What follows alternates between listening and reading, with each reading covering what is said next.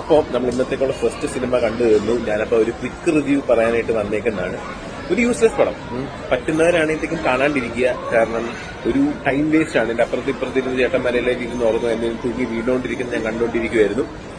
പിന്നെന്താ, മറ്റേ ചന്ദനക്കട്ടി ആ സാധനം ഈ ജീവിയൊക്കെ പാടുന്നതല്ലാണ്ട് ഞാൻ ആക്ച്വലി ഇന്നാണ് ആദ്യമായിട്ട് ആ പാട്ട് കാണുന്നത്. ആ പാട്ട് നടക്കുന്ന ഒരു കല്യാണ സീന് ഒരു 15 മിനിറ്റ്സ് അവരൊരു സിംഗിൾ ടേക്കിൽ സാധനം ചെയ്തിട്ടുണ്ട്. ആ ഒരു സംഭവം മാത്രം ഈ സിനിമയിൽ കൊള്ളാം. ആ ഒരു 15 മിനിറ്റ്സ്, അതല്ലാണ്ട് ബാക്കിയുള്ള ഭാഗങ്ങളെല്ലാം ഭയങ്കര യൂസ്ലെസ് ആയിട്ടാണ് എനിക്ക് തോന്നിയത്.